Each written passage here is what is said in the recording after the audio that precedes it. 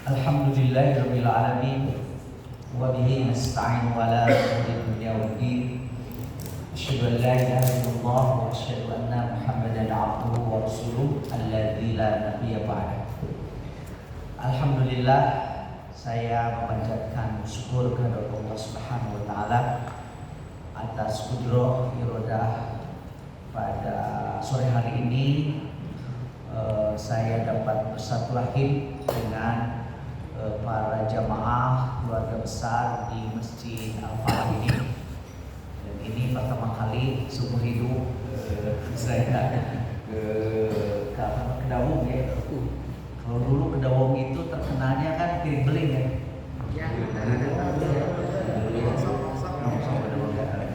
Itu waktu saya kecil. Masih ada ya.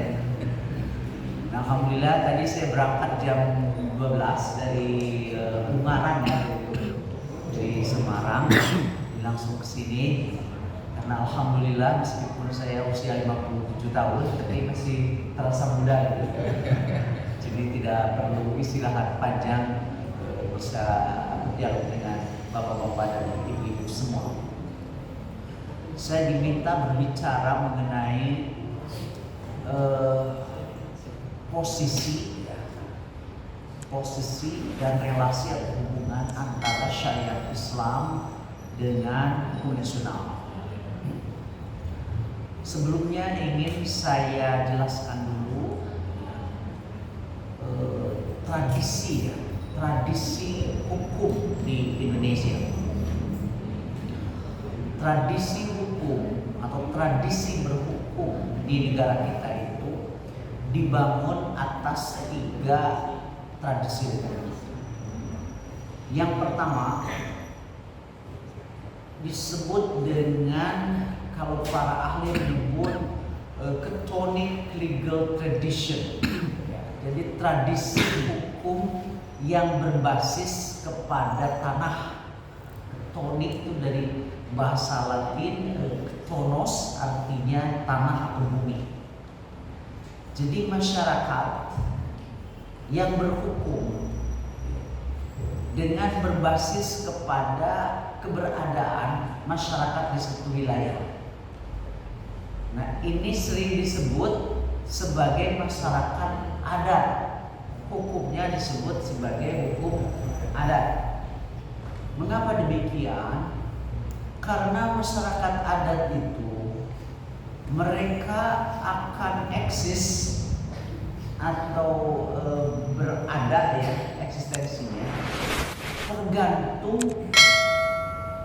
eksistensi keberadaan tanah yang didudukinya. Makanya dikenal ada tanah adat, tanah adat, tanah hak ulayat begitu. Di Cirebon masih ada ya. Dulu kepala desa atau lurah tidak digaji, tapi mereka diberi tanah caring namanya. Bengkok ya, nah itu bengkok atau bengkok? Bengkok. Dari tanah caring itu bengkok ya, tidak digaji dulu. Kalau sekarang masih juga ada ya, kecuali lurah digaji. Apa bedanya itu yang diberi tanah yang digaji? Mana yang lebih bagus? Tidak boleh dijual kan? Hak ulayat. Ada yang sangat kuat eksistensinya. Tanah adat itu yang paling kuat sekali antara lain di Papua. Kuat sekali di Papua itu. Saya ada pengalaman. Saya tim untuk memberi masukan kepada pemerintah untuk pendirian bandar antariksa. Bandar udara kan biasa, sekarang bandar antariksa. Untuk meluncurkan satelit ya, ke angkasa. Itu mau dibangun di Biak.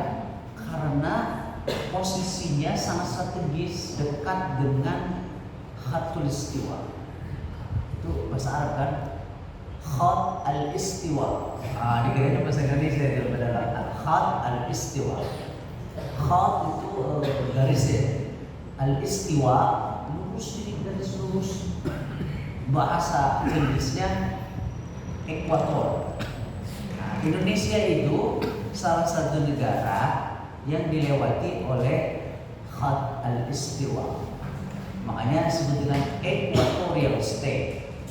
Sehingga ada wilayah yang paling panas di Indonesia seperti Palu. Panas itu. Nah, kita juga termasuk wilayah tropis. Jadi kalau meluncurkan kendaraan ke ruang angkasa itu cepat. Karena kita akan ada di equatorial state. Makanya menjadi lebih murah ketimbang kalau meluncurkan satelit itu umpamanya dari Guyana di Prancis. Guyana di Prancis, Kourou itu muter gitu. Ada bangun. Persoalannya dengan tanahnya itu, kata di Papua begini, silakan pakai. Tapi kapan saja kami memerlukan akan diambil, bukan menjadi tidak pasti. Nanti pas mau meluncurkan tiba-tiba mau dipakai dulu nih. Tidak pasti, sangat kuat sekali ya, karena adat. Nah, makanya masyarakat adat sekarang menjadi berkurang eksistensinya karena tanah-tanahnya yang antara lain untuk perkebunan tuh, ya bahkan diambil juga untuk pertambangan, gitu. Dan masyarakat Indonesia itu penguasaan terhadap tanahnya semakin hari semakin menurun. Ketika kita ini sudah semakin sempit memiliki tanah, maka tidak ada lagi hidup. Coba dulu orang tua kita, rumahnya ada halaman depan, ya. Satu dulu aja, ada halaman belakang. Jadi ada hidup. Sekarang untuk punya rumah dengan ukuran tanah 100 meter persegi, nyicil 20 tahun. Betul kan? Bahkan ada yang meninggal dunia sebelum cicilan lunas. Bagaimana mau tentram itu? Ya, dulu orang tua tidak ada yang nyicil-nyicil. Orang tua kita itu selalu ada memberikan warisan kepada keturunannya. Jangan-jangan yang nyicil itu belum tergambar mau warisan apa? Karena ya, ini itu dari cicil. Makanya sekarang masyarakat Indonesia tidak adem. Karena tidak adil. Ada yang menguasai tanah sampai 5 juta hektar. Dikasih konsesi 2 tahun. Diambilin kayu-kayunya. Ya itu mah anak baru lahir juga bisa bisnis seperti itu. Ya. Itu masyarakat adat. Makanya masyarakat adat dulu itu hidupnya tenang. Karena mereka hidup dari tanah yang dimiliki. Nah, maka hukumnya pun, hukum adat itu mereka sangat selektif sekali. Kalau ada yang melanggar itu tidak lantas kecuali kejahatan yang berat seperti pembunuhan. Jadi kalau nyuri kecil-kecilan, nah biasanya mereka itu menghukum apa? Oh, hendak ayam. Ambil ayam 3 ekor, ya sudahlah. Kita kata pemimpin adatnya, ini diganti nih 3 ekor. Dan untuk itu kita sembelih ayam 3 ekor lagi supaya tentram. Itu namanya restoratif justice. Jadi dikembalikan kepada semula. Sekarang orang ambil selah jepit, lapor polisi, penjara 6 bulan, penuh tuh penjara. Nggak ada dulu di restoran itu. Nah itu tradisi hukum di Indonesia. Jadi adanya penjara setelah kita dijajah Belanda. Jadi yang membawa penjara ke Indonesia itu adalah Belanda. Dulu nggak ada. Karena untuk kejahatan biasa-biasa ya sudah, situasi dikembalikan seperti semula. Itu aja. Kayak nama ujaran kebencian, terus apalagi pencemaran nama baik, lapor. Akhirnya biayanya lebih mahal gitu. Bayangkan kalau ada satu kejadian yang lucu, direktur utama mau sholat latihan kan pakai celana jepit, di tulisan celana jepitnya dirut. Kemudian ada satpam, mau yang nggak ada sinar di mana-mana celana jepit mah siapa saja boleh pakai. Dia pakai celana jepit. Pas dirut selesai sholatnya, dengan selingkuh lihat celana jepit nggak ada. Pas lihat gitu dipakai sama satpam, dilaporkan sama dirut pencurian. Karena yang lapornya dirut diproses. Berapa sampai kemudian sidang-sidang, berapa uang yang dipakai biayanya untuk menghukum itu? Berapa sih harga celana jepit? Ayat-ayat anu harganya 5 juta. Gak ada kan? Gak ada di situ. Itulah hukum kita kacau sekarang ya. Nah, padahal dulu Belanda yang bawa. Ironisnya sekarang di Belanda tuh yang bawa penjara itu pada ditutup. Karena sudahlah tidak gitu, gak perlu dipenjara. Jadi penjara kosong sekarang di Belanda. Tuh. Di Indonesia kelebihan. Karena dari yang mulai nyuri celana jepit sampai yang korupsi triliunan sama-sama diproses. Belanda itu tradisi hukum adat kita. Yang kedua, yang membangun tradisi hukum di Indonesia itu adalah Islamic law tradition, tradisi hukum Islam di kita ya. Jadi sebelum ada penjajahan Belanda di Indonesia itu ada kesultanan Islam, termasuk Cirebon ini Islam. Jadi hukum yang berlaku adalah hukum Islam. Makanya tidak aneh sistem hukum kita itu dilihat dari terminologi istilahnya saja itu banyak istilah-istilah Al-Quran dan dari bahasa Arab. Seperti umpamanya pengadilan itu dari kata adil. Apa bahasa Indonesianya adil? Tidak ada. Jangan-jangan kita ini bangsa yang tidak pernah berbuat adil, bahasanya aja gak punya. Ya, biasanya satu masyarakat yang tidak punya bahasanya, dia tidak tahu itu. Apa bahasa Indonesianya adil? Adil, gak ada. Pengadilan. Apa bahasa Indonesianya hukum? Tidak ada juga. Hukum bahasa Arab. Hukum. Akhirnya kan yang dirikan republik ini adalah para ulama. Maka digunakan istilah hukum. Hukum itu kan terkait dengan kearifan, kebijaksanaan yang begitu ya. Tempat hukum itu dilaksanakan disebut dengan mahkamah. Tempat di mana keadilan itu ditegakkan cari namanya pengadilan. Orang yang menegakkan hukum namanya hakim, kan gitu. Hukum, hakim, mahkamah. Sekarang kita namanya mahkamah konstitusi, constitutional court. Court juga ya lebih ke fisik gitu. Sebetulnya kata mahkamah itu lebih memiliki spirit keadilan.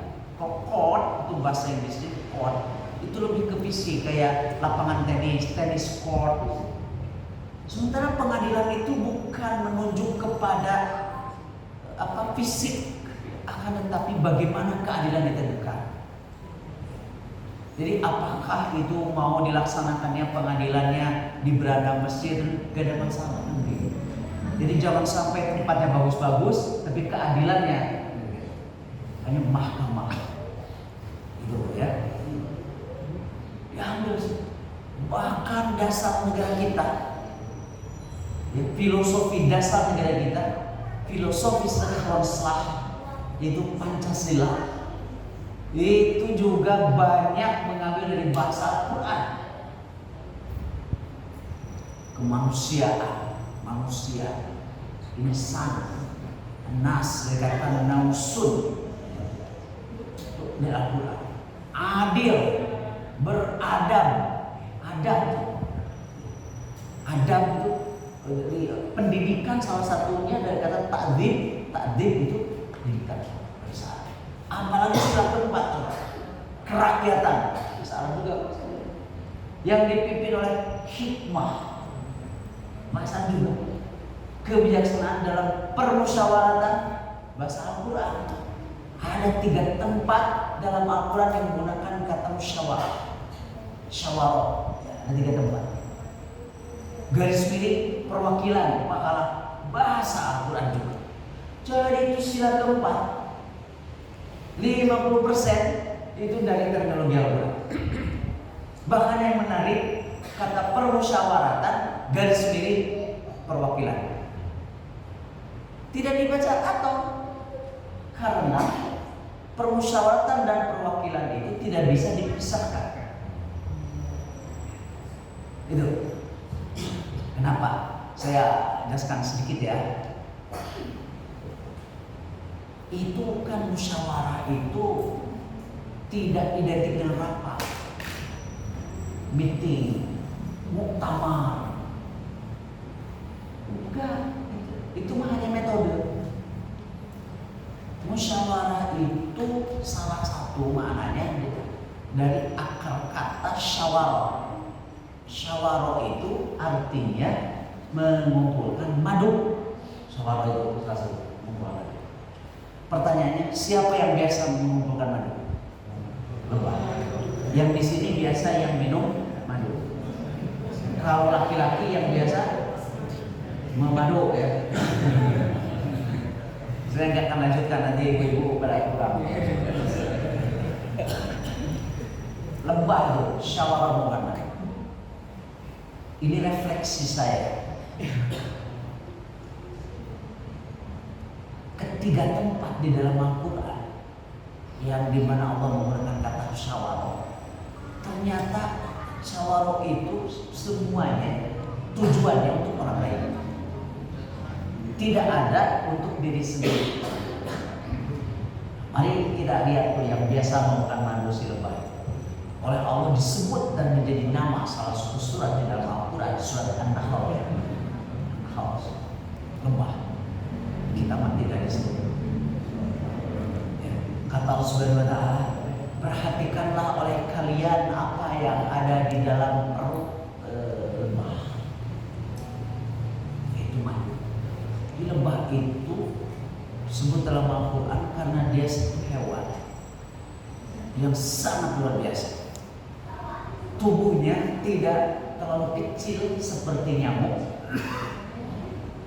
Di lebih kan nyamuk itu kecil juga, dibenci semua orang.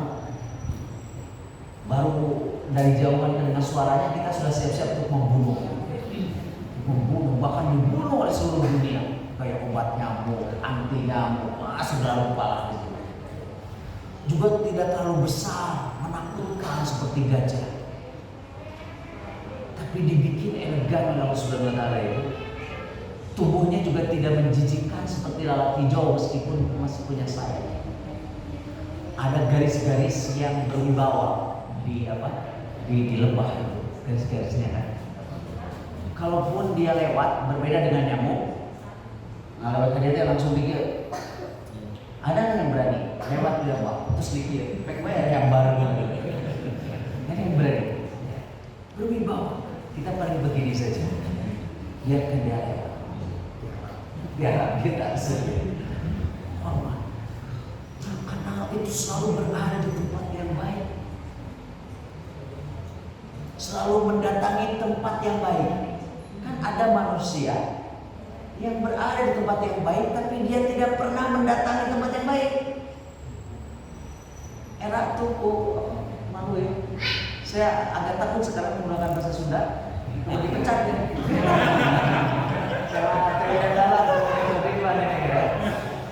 Tapi Pak Ate Dalawan itu mahasiswa saya. Iya, mahasiswa saya dia. Iya, dia Pak ada S3. Saya ikut di kelas saya mata kuliah filsafat hukum. Dia lagi ambil doktor. Tapi kalau saya bicara di situ gak protes Pak Ate dari saya. Kalau saya ngomong bahasa Sunda, dia kadang-kadang kesiangan. 10-15 menit. Terus saya maaf bro, saya tadi harus mendadak ada rapat. Waduh, takut sekali, mungkin takut dikasih nilai E. Gak berani pecat sama saya dia ya. Kalau saya nyelegiin dari istilah-istilah dalam bahasa Sunda itu untuk pengayaan ya. Nah, datang ke tempat yang baik. Dan si lebah itu datang ke tempat yang baik untuk bunga dan dia berbuat baik.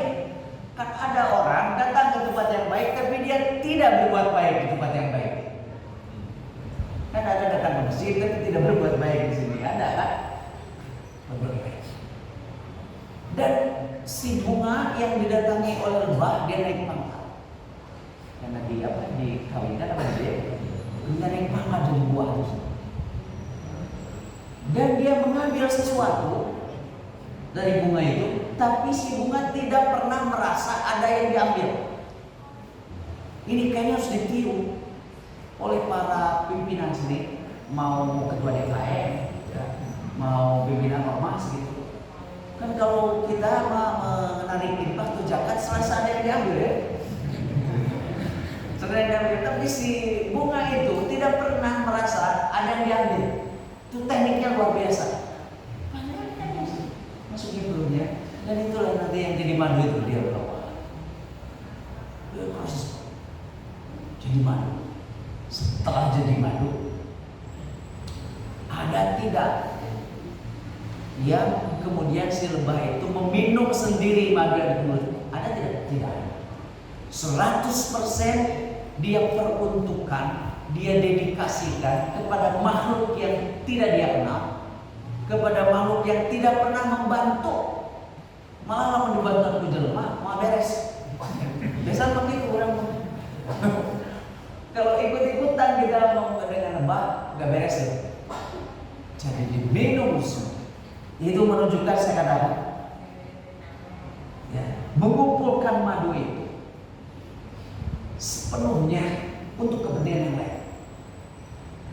Arti musyawarah itu pertama harus dilaksanakan oleh manusia yang memiliki karakteristik seperti lebah. Itulah yang kemudian mewakili yang lain. Kenapa musyawarah itu dengan wakalah? Tidak semua orang bisa bermusyawarah. Jadi yang menjadi bagian dari musyawirin adalah yang memiliki karakteristik seperti lebah. Itu tadi, senantiasa pada tempat yang baik, senantiasa berbuat kebaikan, dan semua kebaikan itu untuk yang lain, selesai dengan dirinya sendiri. Berkarakter seperti lebah. Nah, kenapa sekarang di kita namanya musyawarah, tapi begitu selesai musyawarah jadi para sehat? Jangan-jangan di situ manusia yang bermusyawarahnya bukan berkarakter lebah, tapi berkarakter lalat hijau. Kalau lalat hijau, bapak-bapak ibu-ibu, dia berkumpul di situ untuk kepentingan dirinya sendiri. Kalau lebah, ya untuk yang lain.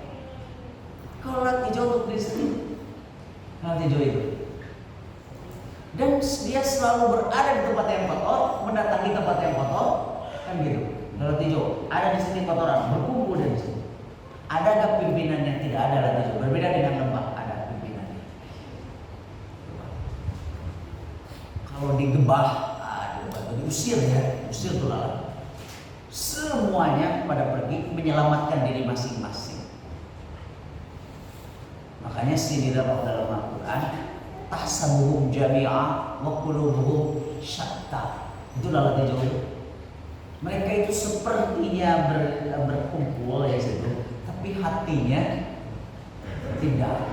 Nah, jadi sekarang mau di Dewan Perwakilan Rakyat, mau di Majelis Permusyawaratan Rakyat, atau mau muktamar apa segala macam, kenapa suka para saya? Jangan-jangan yang datang ke situ bukan saya bicara ya, begitu jadi mata jadi gemerut. Kenapa? Karena mereka membicarakan kepentingannya sendiri. Coba kalau yang mewakili kita itu mereka memusyawarahkan 100% bukan untuk kepentingan dirinya sendiri, gak akan ada yang gak dapat. Ini ada riset 5 tahun yang lalu, Cirebon kan, di Jawa Barat ya. Belum mau misalkan dia.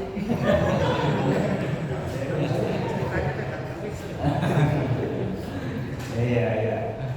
Nah, itu DPR di Jawa Barat. Sejak mulai ya tahun 50-an, dulu ketua DPRD Jawa Barat pertama itu adalah Kiai Rusanudin. Itu ketua DPRD Jawa Barat pertama dari Pak Sumi itu.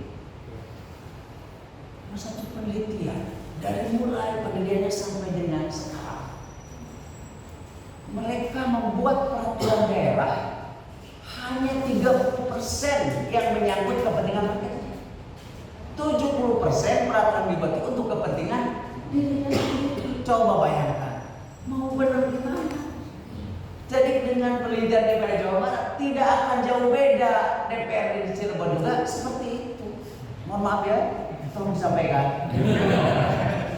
Kurang lebih sama. 70% hanya untuk kepentingan dirinya sendiri. Untuk rakyat hanya 30%. Coba kalau dibalik. 70% kepentingan rakyat, kalau dibaliknya 30% untuk mereka. Wah, makanya mau jalan-jalan kayak apa begitu, berapa kali akan lebih bagus dari sekarang. Kalau kata orang Bandung, sakit GUU hanya 30% masih ada. Coba kalau 70% peraturan daerah. Itu gambarannya ya. Nah, jadi saya ingin mengatakan bahwa tradisi hukum di Indonesia itu dibangun di atas tradisi hukum Islam. Itu. Kenapa? Karena sebelum ada penjajah, di kita itu kesultanannya Islam. Dari mulai Samudra Pasai, terus ya sampai ke Maluku itu, bahkan juga ke Papua. Nah, setelah datang penjajah memaksakan hukumnya, yaitu hukum Eropa. Di mana-mana yang namanya menjajah itu pertama kali mereka akan memaksakan hukumnya. Mana-mana gitu. Jadi si Belanda itu tidak belajar, dia itu sebelum menjajah Indonesia dijajah dia oleh Prancis. Zaman Napoleon. Maka begitu di Belanda dijajah, kata Napoleon, kamu jajah, pakai hukum Prancis. Jadi Belanda itu memakai hukum Prancis, yaitu kode Napoleon. Kode itu bukan kode bahasa Prancis, artinya hukum. Dan kalau orang mah jadi kode buntut. Kode Napoleon. Yang dirinci lagi, bahasa Prancisnya jadi kode penal. Terjemahkan ke bahasa Belanda. Jadi Wetboek van Strafrecht. Itu kan. Kode du commerce, hukum dagang, terjemahkan bahasa Belanda. Wetboek van Koophandel. Dilaksanakan. Si Belanda menjajah Indonesia. Kata si Belanda, Indonesia, saya jajah, pakai hukum ini. Jadi Wetboek van Strafrecht diberlakukan, diterjemahkan jadi kita undang-undang hukum pidana, straf. Bapak-bapak yang seusia dengan saya, setelah SD tahun 70-an mendengarkan istilah distraf. Betul kan saya? Distraf. Kalau kesiangan straf, angkat kaki satu. Straf itu bahasa Belanda. Strafrecht. Guys. Nah, itu tradisi yang ketiga. Ya, itu pembantu hukum. Nah, di sini bagaimana sekarang kedudukan syariat Islam tuh ya? Tadi kan hukum Indonesia itu salah satunya adalah hukum Islam kan di sini. Sekarang kita akan punya hukum. Saya ingin jelaskan dulu apa pengertian syariat. Ini kan kata-kata syariat itu sekarang tuh ditakuti, dimusuhi, ya bahkan dianggap seperti penyakit kusta, gitu ya. Padahal di kita sudah banyak bank syariah. Semua bank punya bank syariah. Bahkan bank-bank syariah di negara sekarang sudah dikumpulkan menjadi satu, BSI, Bank Syariah Indonesia. Nah, ada itu bank syariah nama kecil, tapi begitu kita lakukan syariah radikal, kan begitu ya. Nah, fundamentalis, nggak ngerti banget terus. Nah ini yang gampangnya dulu terkait dengan hukum. Saya kira begini, syariat itu secara kebahasaan syariat artinya jalan menuju mata air, itu satu bahasa. Jadi di Timur Tengah kalau untuk mencari sumber air biasanya dilepas unta yang sudah berminggu-minggu tidak minum. Unta itu kuat tidak minum 3 pekan. Kuat sekali. Kalau kita tidak minum 3 hari selesai aja. Mendingan tidak makan 1 minggu. Lele sumpul. Tapi kalau tidak minum udah dehidrasi yang kan. Unta itu bisa dilakukan. Tapi sekali minum dia bisa juga untuk dilakukan. Jadi dia kumpulkan tuh airnya, masuk di pori-porinya, nanti dikeluarkan. Ada orang nggak bisa tuh pas dia minum 10 liter. Nah, apa ya bahasa Cirebonnya apa? Kalau bunga gitu.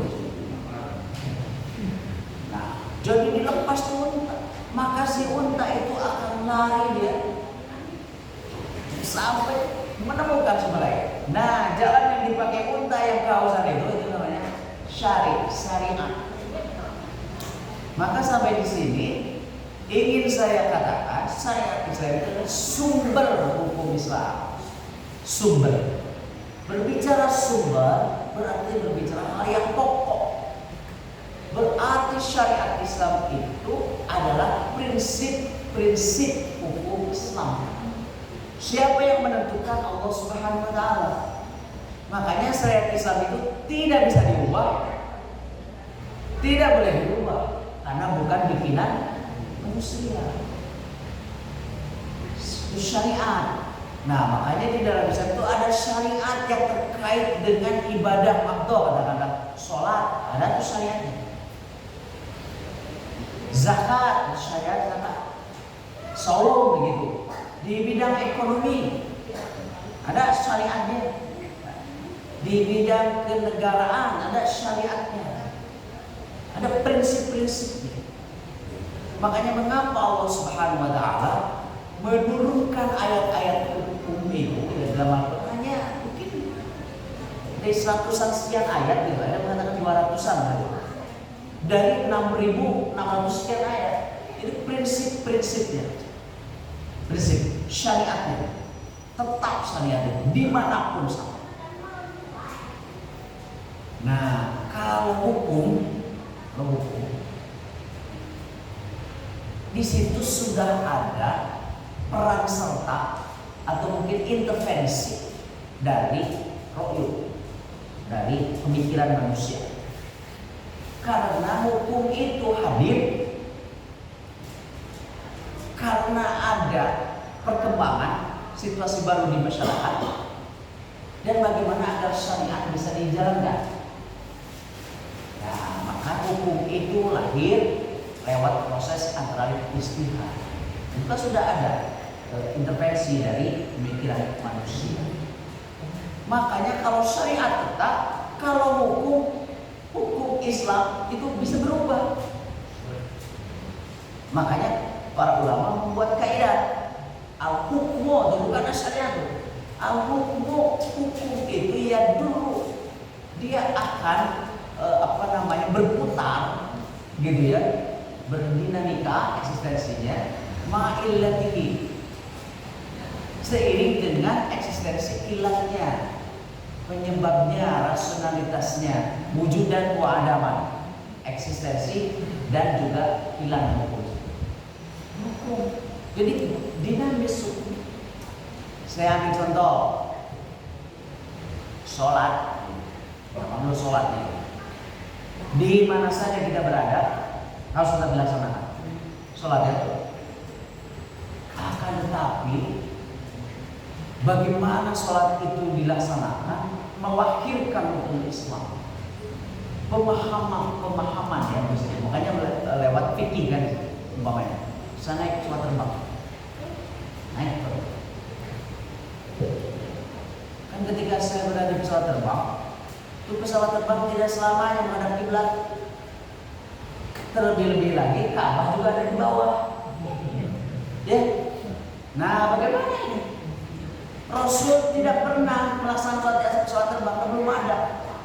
Pesawat terbang itu baru mulai diciptakan pada tahun 1901. Wow, berapa tahun tuh dari depan Rasul? Kurang lebih 1400 tahun. Bagaimana sholat pesawat? Kita harus menghadap kiblat. Nah, di situ para ulama berpikir, memahami. Ada yang kemudian mengambil analogi, katakan metode kias gitu.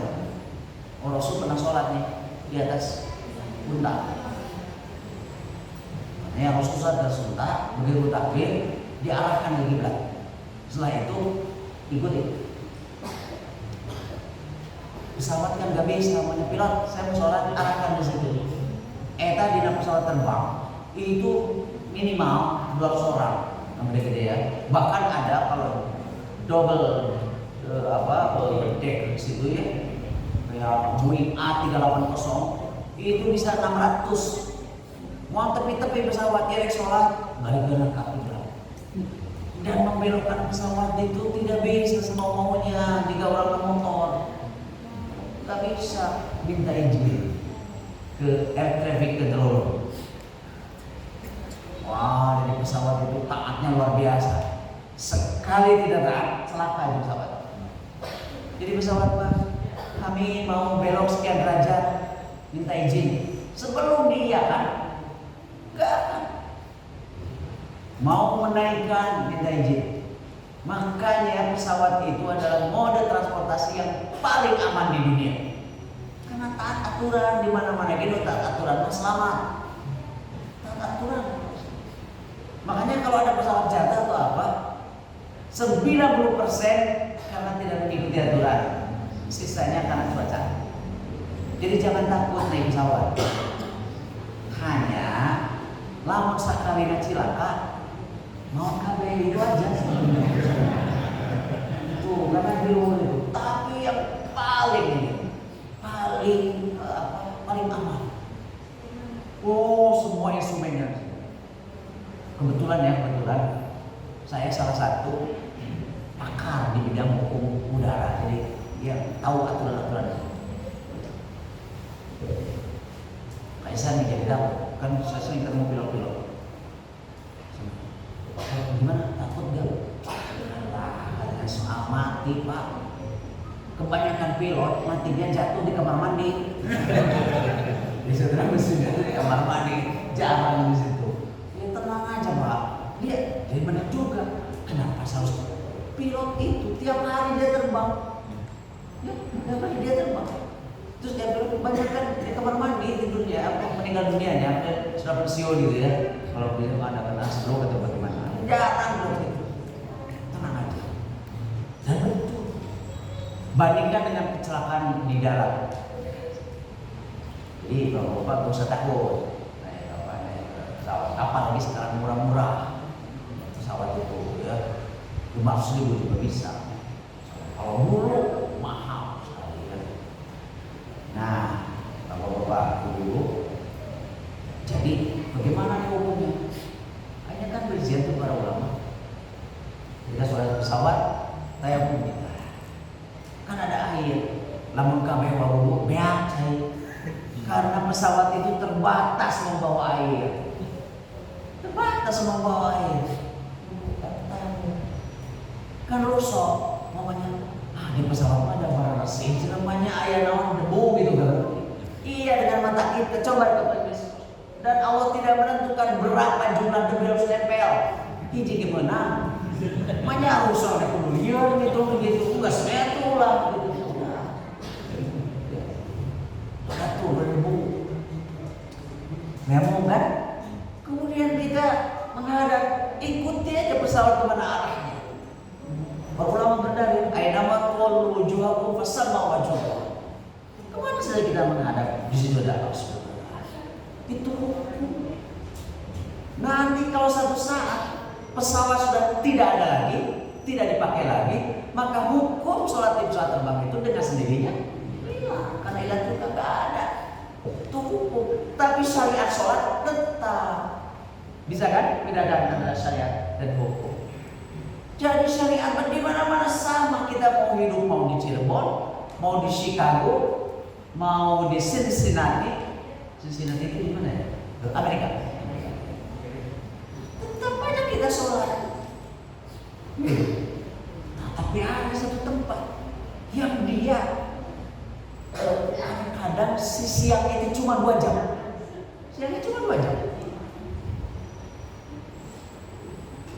Jadi Isya itu baru Isya katakanlah jam 12 malam gitu.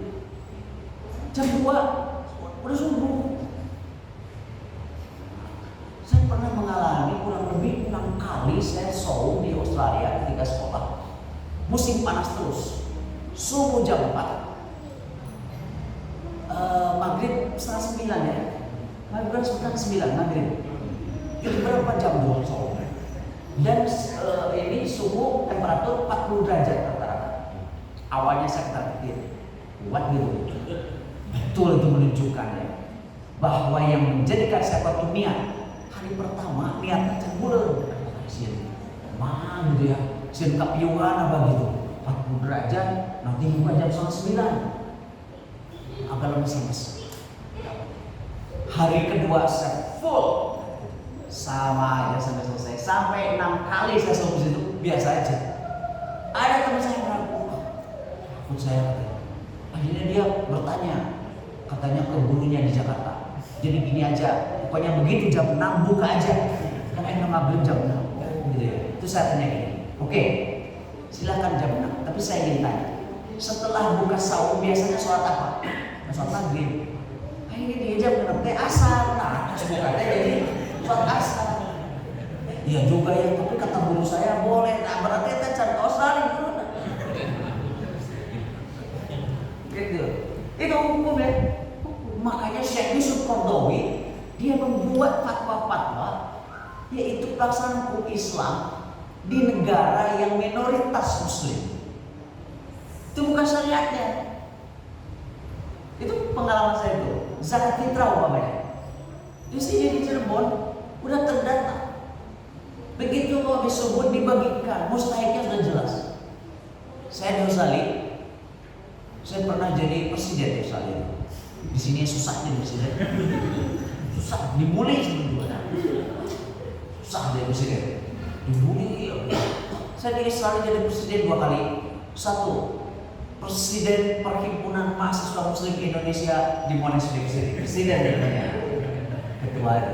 Yang kedua, saya jadi presiden Perhimpunan Muslim Indonesia di Provinsi Victoria di Australia Selatan, yang ibu kotanya Melbourne. Namanya IMCB, Indonesian Muslim Community in Victoria. Presiden, tapi presiden tanpa istana. Saya jadi presiden. Nah, ini soal zakat fitrah. Jadi kita tidak tahu berapa jumlahnya. Yang muzakinya itu, begitu juga mustahik. Ternyata begitu suatu Idul Fitri.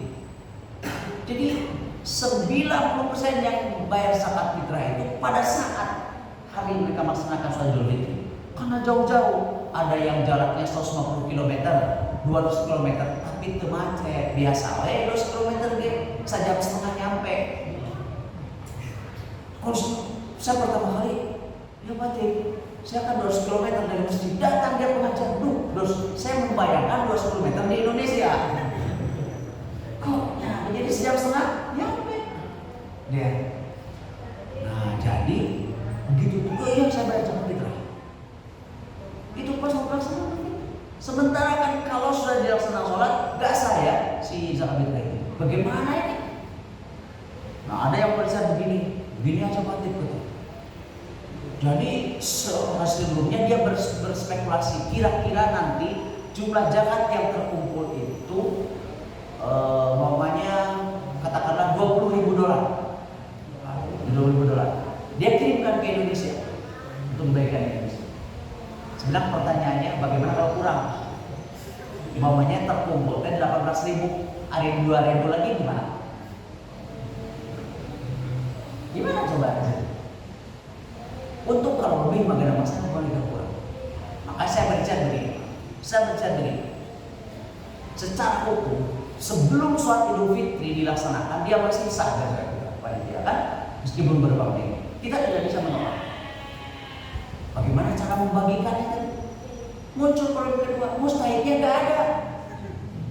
Hebat juga namun begitunya, ini orang muzaki kan? Di sini bagaimana Ustaz? Masih banyak muzaki atau mustahil? Berimbang ya, alhamdulillah berimbang kata Ustaz, berimbang. Terus tuh gak ada mustahilnya selalu mustaki. Untuk sama fitrah. Sebagai presiden saya bersedia. Sebagai presiden.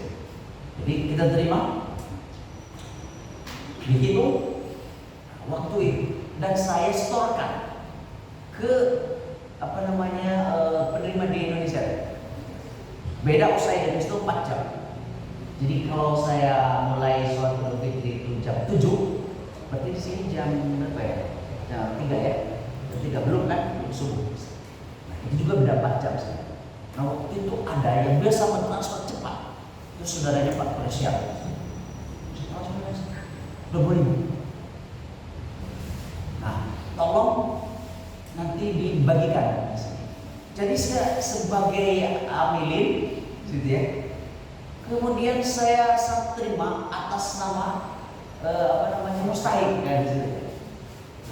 Mustahil itu yang sistem yang tidak akan pernah berubah adalah sabilillah dan amilin. Ya. Kalau rumah sakit itu berarti Ibnu Sabil juga itu ada. Gorimit susah karena semua orang tuh gorimit ya.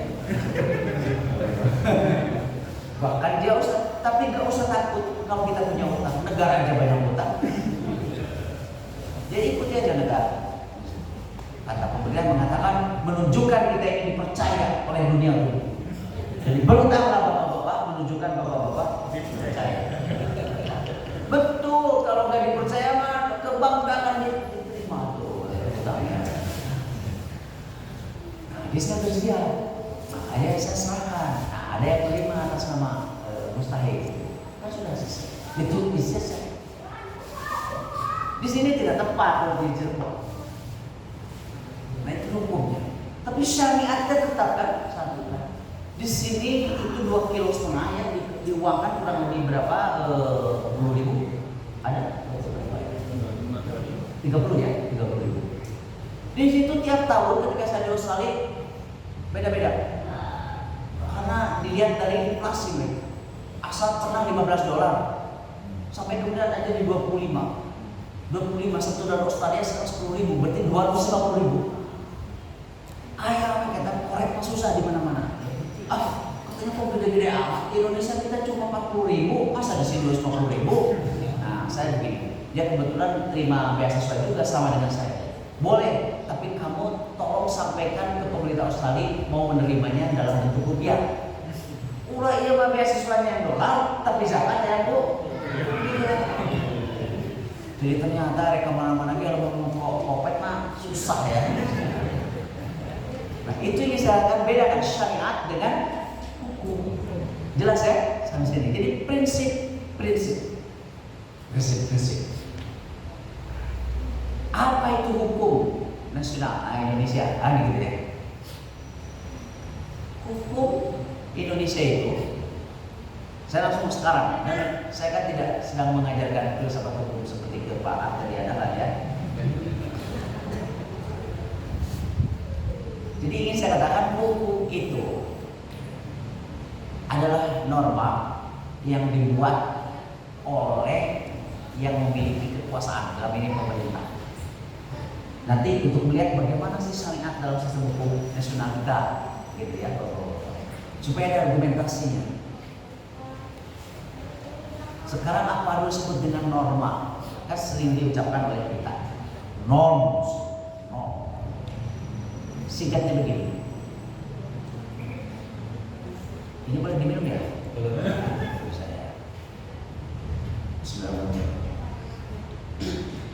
Saya sedang minum. fakta. Ini bukan norma. Bukan norma ini. Jadi hukum itu bukan tentang fakta. Tapi kalau saya menyuruh, minumlah. Jangan minum, itu norma. Minumlah, norma perintah. Jangan minum, norma larangan. Baru hukum. Jadi disebut hukum itu karena bertujuan untuk mengubah. Jadi bukan hukum kalau tidak bertujuan untuk mengubah. Makanya kenapa saya jadi sarjana hukum? Karena saya ingin mengubah dari yang jelek yang lebih bagus. Maka saya katakan ke mahasiswa saya, Anda itu salah masuk kalau tidak idealis. Karena sarjana hukum itu harus idealis, maunya mengubah. Rasulullah SAW itu mengubah hukum jahiliyah menjadi hukum Allah. Liyukhrijan nas minal dhulumati ilan nur. Mengubah. Kenapa Rasulullah dibenci? Karena mengubah. Coba kalau Rasulullah mengiyakan saja, gak akan dibenci. Ada gak Nabi yang tidak dibenci? Tidak ada, karena Allah sudah menetapkan likulli nabiyyin, untuk setiap nabi ja'alnahu madu, kami jadikan bagi mereka itu penentangnya. Kenapa dimasuki mengubah? Di mana-mana oke ya.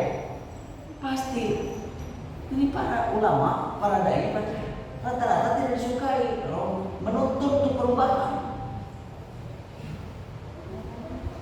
Tapi kalau menyajikan tontonan mah enggak. Makanya Rasulullah SAW khutbah-khutbahnya agak panjang-panjang. Jadi saya juga gak mau panjang-panjang. Sudah selesai ya. Makanya dihafal betul oleh para sahabat. Khutbah-khutbah Rasulullah SAW ini mengubah, sehingga jadi penuh kebencian. Di situ orang-orang jahiliyah. Tapi hasilnya dalam waktu 23 tahun tidak ada dalam sejarah yang bisa melakukan perubahan dalam waktu yang relatif singkat selain Nabi Muhammad SAW. Jadi tolong, kenapa Rasulullah dibenci? Karena beliau mengubah hukum dari hukum jahiliyah menjadi hukum Allah.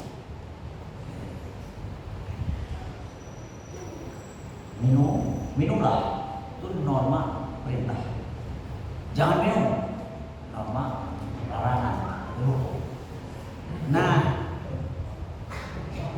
hukum itu adalah science of norm, ilmu tentang norma. Yang menetapkan larangan atau perintah itu kekuasaan.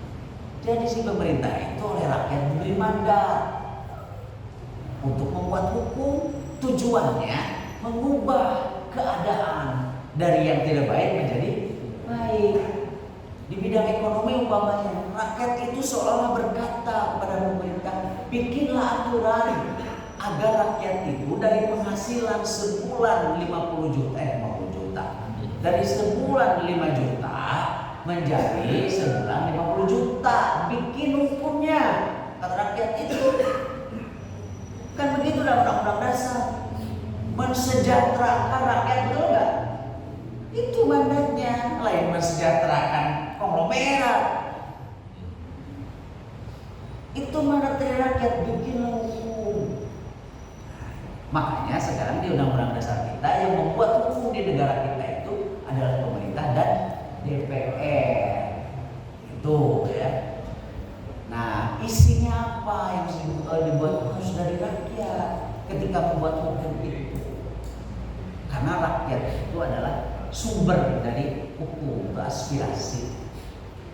Maka dalam konteks ini syariat Islam, prinsip-prinsip ajaran Islam yang dianut oleh mayoritas rakyat Indonesia itu adalah sumber hukum material namanya. Sumber hukum material.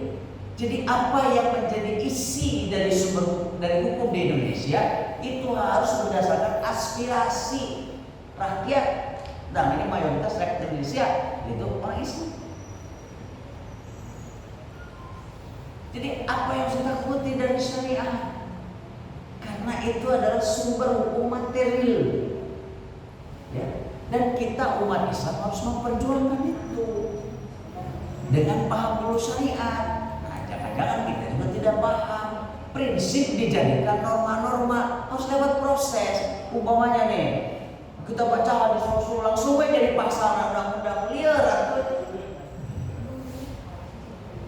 kita pelajari prinsip-prinsipnya.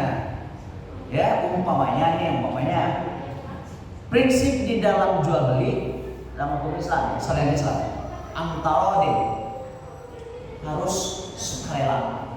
Apa namanya? Saling suka sama suka gitu ya. Rela gitu. Tidak boleh ada paksaan. Tuh, transaksi pinjam kombol, tidak pinjam kombol. Sekarang transaksi itu bapak-bapak ibu-ibu sudah tidak seperti dulu.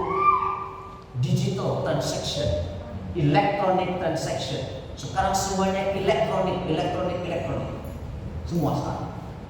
Dulu nggak terbayang kita pesen makanan tidak perlu keluar nasi jamblang sama empal telur. Klik, nyampe ke rumah kan? Nyampe ke rumah. Nggak terbayang kan? Kebetulan jelek-jelek ini, saya ini salah satu perancang undang-undang ITE. Mau enak jadi liar undang-undang ITE.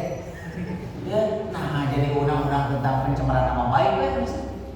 Sejarah nih itu bapak-bapak itu kan mulai tahun 2000 tuh. Saya pulang dari Australia. Saya kan mempelajari internet law. Dulu di Inggris kan belum ada yang belajar. Ya sebenarnya ya, itu bisa di mana aja yang belajar. Saya harus mengenai internet. Tahun 2000 belum kan sehebat sekarang. Saya belajar di Australia. Pulang ke sini, saya menulis di Quran.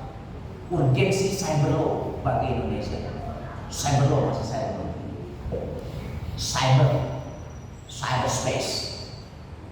Sekarang di Indonesia kan jadi cyber. Jadi cyber itu adalah satu dunia, yang di luar dunia fisik kita. Manusia berinteraksi, satu saja kekurangannya, tidak bisa menyentuh langsung. Umpamanya saya membeli rotan buatan Cirebon, kan itu? Masa kan masih banyak ya? Saya pikir sudah tidak ada nih. Cirebon, tinggal kan putar-putar. Oh, kan gitu ya gitu. Hanya saya nggak bisa gitu. Mata tetap besok kayak kembali Jogja. Nah, putar-putar di situ. Itu cyberspace namanya. Saya pelajari itu. Datang. Presentasi saya. Dulu di Kementerian Perhubungan ada Dirjen Postel. Akhirnya Unpad ditunjuk membuat RUU. Saya ingat, saya kasih nama tuh RUU pemanfaatan teknologi informasi. Karena yang diatur itu pemanfaatan yang bukan teknologi. Ada draft satu lagi dari teman-teman dari Fakultas Hukum Universitas Indonesia. Dia ingin mengatur lebih spesifik, yaitu transaksi elektronik. Maka bikin RUU transaksi elektronik (TE). Jadi keduanya. Nah, waktu itu kan Kementerian Penerangan ya baru dibubarin sama Gus Dur. Gitu, ada LIN, masih ada LIN, Lembaga Informasi Nasional. Wah sayang nih, 2 RUU katanya masa dibuang salah satu. Dididik ke dikawin paksa. Nama juga kawin paksa, jadi juga ayah jadi iya betrajet. RUU yang disiapkan oleh Unpad yang saya beri nama itu pemanfaatan teknologi informasi hanya mengatur hal-hal yang pokok. Sementara transaksi elektronik detail. Yang disiapkan oleh Unpad itu adalah untuk mendorong agar masyarakat itu berkegiatan dengan menggunakan teknologi informasi. Tidak ada tuh pasal-pasal pidananya. Gitu, nggak ada. Tapi setelah diserahkan ke pemerintah sama DPR, mau masa undang-undang nggak ada pidananya, diurang malah mau beres sanksi asal digalain hukum. Padahal justru ketika terlalu banyak sanksi, hukum itu menjadi menakutkan. tadi kan maksud untuk mengubah, bukan untuk menghukum. Akhirnya masyarakat udah hukum. Anak bersih lapor deh. Bersih lapor. Ayo lu laporkan korupsi, lu laporkan anak dia hukum. Iya deh. Ini saya pernah sama ada penyidik dari Polda Jawa Barat. Itu dengan RUU kekerasan seksual. Karena ada kekerasan seksual itu, bapak-bapak, dia disebut kekerasan seksual apabila tanpa izin dari korban khusus dari perempuan. Contohnya begini, ini ngeri nih salah satu pasalnya. Ada peraturan Menteri Pendidikan nomor 30 tahun 2021. Mohon maaf saya sebutkan ini bahasanya saja. Meraba, memegang, mencium, gitu ya. Biasanya katakan kita kayak terasa baliknya. Tanpa persetujuan, nah itu kekerasan seksual. Tanpa persetujuan, namanya konsen. Tanpa persetujuan kekerasan. Jadi lamun si awewena satu jumlah lahir kekerasan. Itu kacau sekarang. Jadi undang peraturan itu dan sekarang menjadi RUU tindak pidana kekerasan seksual berbasisnya bukan kepada aturan agama dan moral, tapi kepada izin. Jadi lamun si awewena izin memang bukan kejahatan kekerasan seksual. Itu yang luput dari perhatian kita. Itu contohnya ya dari situ. Kata polisi teh, lihat pak, kumanya kayak kemudian melapor buktinya bahwa si perempuannya teh mengizinkan. Terus di gimana kalau begini? Ini mengerikan. Umpamanya ini ada si mahasiswi.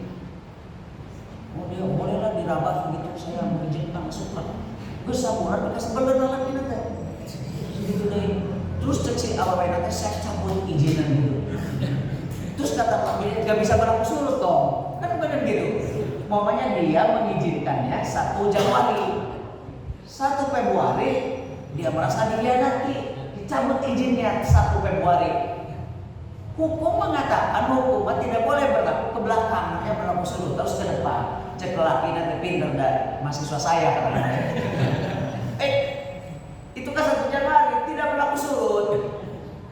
Tidak bisa diadukan perbuatan dari Januari sampai dengan ke coba ngomong itu liar dunia ini.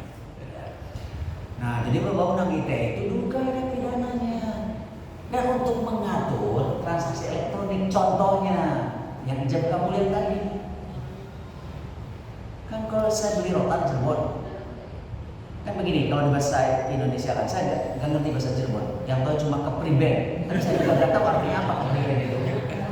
Kumah, kepriben itu satu lagi nyong ya. Mengonon, mengonon itu apa? Nah, cuma itu aja. Dari pertama kali saya ke Cirebon tahun 81. Waktu SMA lewat situ. Saya ada acara di SMA Cirebon itu Jalan Dr. Wahidin ya. Sama saya ya. Saya nginap di situ. Wah Cirebon gitu. Berikutnya ke Cirebon lagi tahun 86 ke Jamlang. Ada jembatan di situ. Kedengaran kepriben ngomong tapi saya itu tidak ngerti artinya. Dan waktu itu saya jadi tim untuk penyusunan perlindungan bahasa daerah. Ada debat antara orang Cirebon dengan Indramayu. Kata orang Cirebon, gak bisa pak, bahasa Indramayu itu bagian dari bahasa Cirebon. Di bahasa Cirebon itu kata Indramayu, gak bisa pak. Bingung saya ngerti. Itu Dermayon beda dengan Cirebon. Sampai saya meninggalkan itu gak tahu masih parasi atau enggak antara Cirebon sama Dermayon. Kalau ojok lain bahasa apa tuh? Cirebon juga. Bentar ya. Beda kalau Cirebon sama istilahnya bahasa Dewa. Bahasa Dewa. Tapi beda jalannya. Oh. Nah itu ya. Saya beli rotan bapaknya. Saya katakan, saya serahkan uangnya, ya. Gitu. Mungkin dia akan mengatakan saya terima uangnya, saya serahkan barang. Itu ijab kabul kan? Ijab kabul. Kalau bahasanya over and accepted. Tapi dalam transaksi elektronik bagaimana? Kan lewat klik. Contohnya, kalau masuk ATM, ya, transaksi kan di situ. Mau bayar, mau ngambil kan begitu. Kemudian masukkan PIN. Terus Bapak ngomong gitu, ya, mangga gitu. Diam aja kita ikuti. Artinya kita sudah mengaccept. Gitu ya. Mau beli jenakan situ ya, mau bayar apa kita klik. Kan gitu aja, diam kita. Tapi melakukan perbuatan. Dicari di kitab fikih yang rasa itu gak akan ketemu. Gak akan ketemu. Nah, ketika menyusun ini, bagaimana kemudian kita mengkaji apa sih esensi dari ijab kabul itu? Apakah pada ucapan atau pada perbuatan? Itu esensinya. Over acceptance, klik. Belum lagi internet itu, bapak-bapak, itu kan seperti jalan raya. Orang boleh di situ, ada yang pakai motor, pakai mobil dan sebagainya. Jadi ketika transaksi di internet itu, ada kemungkinan kita dicegat di tengah jalan oleh yang tahu, nggak nyampe ke situ. Nah, harus diamankan bahwa betul yang bertransaksi itu kita. Makanya suka ada verifikasi, apakah Anda robot, suka begitu ya? Itu kan tidak tahu apa ini anak-anak atau orang dewasa dan lain sebagainya. Nah, syariat Islam harus memberikan kontribusi. Bagaimana produksi? Sekarang kalau syariat Islam kita tidak memahami prinsipnya, tapi yang dipahami itu adalah fikihnya, maka akan gampang mengatakan transaksi elektronik tidak sah.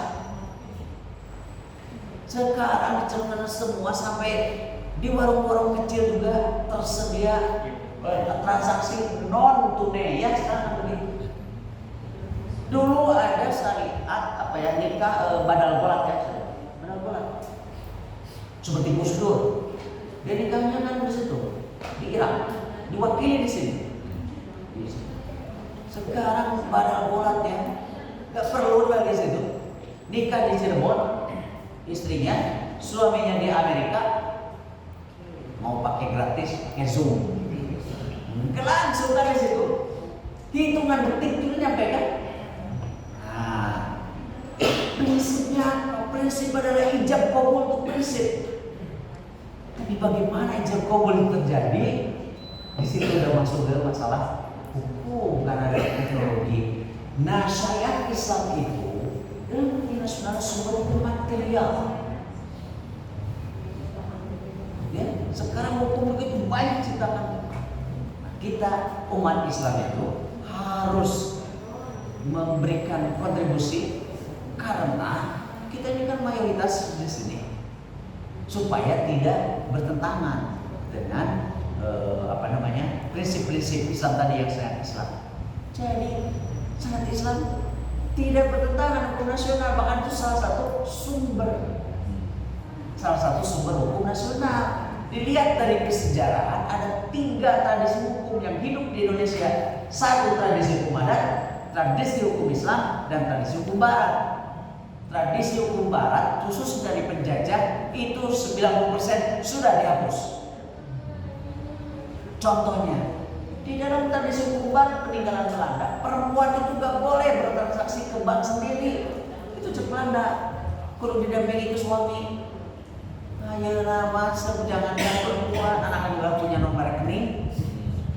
Betul kan bapak-bapak? Jadi kalau pakai hukum Belanda dulu, perempuan tuh gak bisa sendiri bertransaksi ke bank. Gak bisa, harus oleh suaminya. Ayo nama ada, justru dia punya rekening sendiri. Atau malah ATM suaminya dipegang sama istrinya. Itu biasanya bapak-bapak yang takut sama istri ya. Pegang nih mana ATM, sekarang banyak teori ATM, PIN. PBI yang dicuriin si Sabina, PIN nanti salah. Dicoba setelah kalinya diblok. Nah itu suami yang tidak benar juga. Jadi pertentangan. Justru itu sumber hukum nasional. Nah hanya sekarang kita itu menjadi umat Islam memberikan kontribusi. Karena prinsip ini tidak digali oleh kita, kemudian bagaimana dihadapkan dengan perkembangan baru. Karena seringkali pembuat hukum mengalami jalan buntu untuk mengatur sesuatu. Begitu ya. Jadi sudah jelas kan? Sekarang urusan Islam. Masa menjadi takuti? Masa takut dengan ijab kabul? Itu kan prinsip tuh dalam hukum Islam ya, yang tidak dalam transaksi bisnis. Nah, makanya ada ulama mengatakan mau jadi nikah. Kan satu ulama mengatakan boleh katanya ada jeda kan di sini. Itu pendapat. Tapi kan intinya itu penerimaan. Itu kan penerimaan. Nah, apalagi sekarang di era teknologi, ijab kabul itu tidak diomongkan tapi ke perbuatan. Meskipun diomongkan namanya apakah Anda mau lanjut transaksi? Lanjut, tapi tidak mau Anda terima. Tidak teknologi itu tindakannya bukan omongannya. Kan begitu ya. Ada klik. Maka sekarang zakat juga ada elektronik zakat, ada elektronik infak. Semua serba elektronik. Mungkin nanti juga ada elektronik dai. Ya. Jadi di sini didaftar, di situ para ustadz, para khotib gitu ya. Umpamanya ada khotib spesialis untuk membahas ayat-ayat hukum. Nanti gitu kan ya. Nanti ada database-nya segala macam. Sekarang itu luar biasa. Apa saja ada di Google, kecuali uang tunai kan. Ya, semua juga ada di Google ya. Saya kira itu bapak-bapak, ibu-ibu, relasi posisi syariat Islam sebagai sumber hukum material, relasinya dengan hukum nasional, bahwa syariat Islam itu adalah salah satu pilar dalam pembangunan hukum nasional. Kalau bapak-bapak ibu ada kritik terhadap hukum nasional, maka justru masalahnya adalah di umat Islam sendiri. Terakhir, agar syariat Islam itu betul-betul dapat dilaksanakan, maka umat Islam harus menjadi bagian dari yang memiliki kewenangan membuat hukum. Berarti bapak-bapak, ibu-ibu harus memegang kekuasaan di negeri ini ya. Berkuasa itu tidak haram hukumnya, bahkan dalam hal tertentu kekuasaan itu menjadi wajib. Nah, jadi yang mudah-mudahan siapkan dari sekarang dengan pemahaman yang betul tentang syariat Islam, tugas-tugas Anda sebagai warga negara, dan dalam hal ini ketika diberi amanah, buatlah hukum untuk mengubah rakyat dari tidak baik menjadi baik, dari kurang sejahtera menjadi sejahtera. Kayaknya lihat dari sini ini cocok untuk jadi wali kota Cirebon semuanya.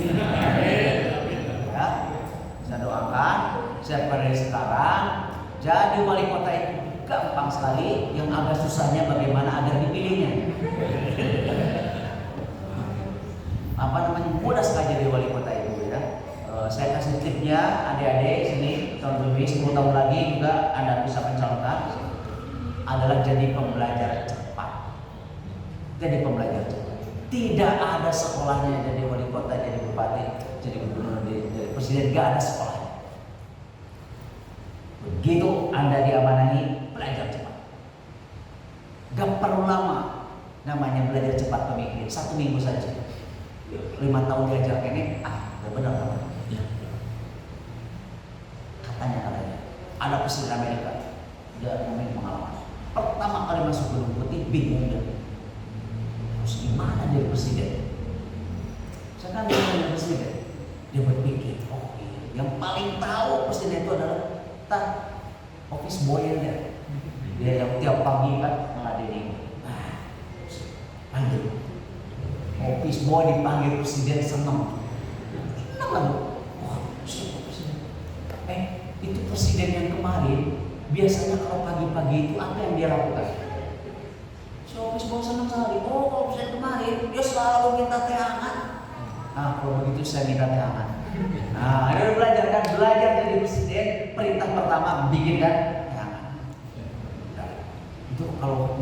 setelah itu presiden kemarin gimana? Oh, dia minta koran-koran yang terbit pagi ini agar dikembalikan. Oh iya, ini dia.